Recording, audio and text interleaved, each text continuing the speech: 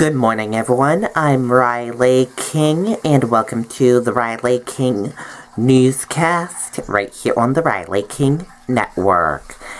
Let's begin. First up, one person dies in crash on Route 4 in Chester. Let's take a listen to the video from WMUR News 9, Mike Cronin.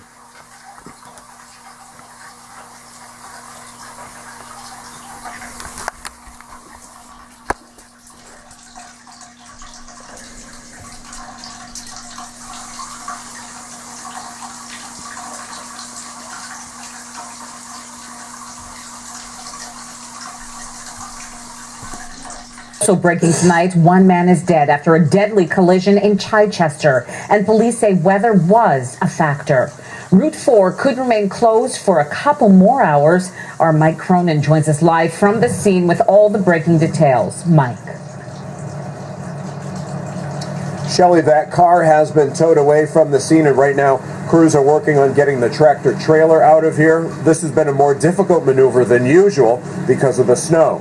A sedan was crushed before 8 o'clock tonight when police say it collided with the tractor trailer on Route 4 in Chichester. The driver of the car, an adult man, was killed and pronounced dead on scene. The driver of the tractor trailer was not hurt and declined medical treatment. There were no passengers in either vehicle. It is slick on the roads tonight, and police say it appears weather was definitely a factor. It looks like it was the cause of the accident. He spun out of control into the oncoming lane into the in front of the tractor trailer. Was it a head-on? No, he T-boned him. Police expect to reopen Route 4 sometime tonight between midnight and 1 a.m., and the victim's name is not being released until his family is notified. Reporting live in Chichester, Mike Cronin, WMUR News 9. Okay, and there you go on that video in that report.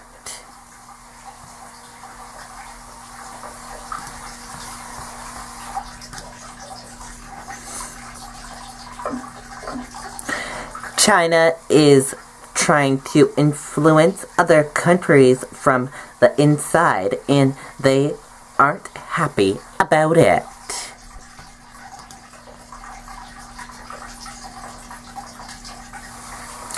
Western countries are growing increasingly cautious of China's Communist Party.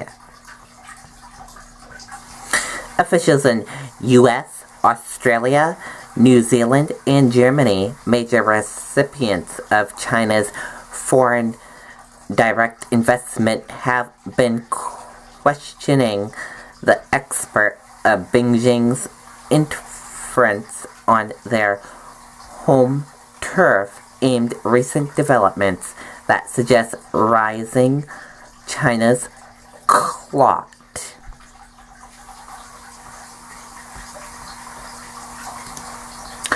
At least 3 dead after Amtrak train derails going 80 miles per hour in 30 mile per hour zone NTSB. Let's take a listen to the video from ABC News. I mean, could you be any more dramatic? I've had it. I'm taking Mucinex Sinus Max. It's got a triple action formula. Carl? Mucinex Sinus Max. Triple action fights pain, congestion, and pressure. Let's end this. Oh my God. It's every commuter's worst nightmare. Amtrak 5 north, over. Amtrak 501. Emergency.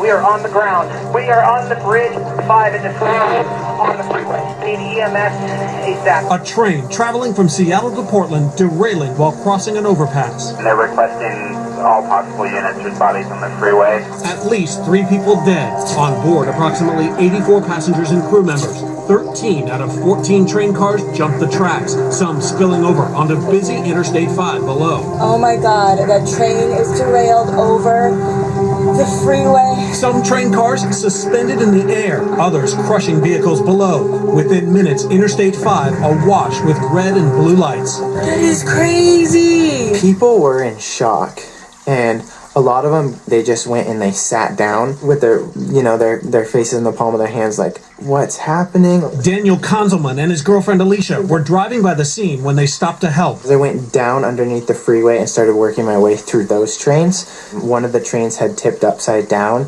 and kind of spilled the passengers out, and then the train came down on top of them.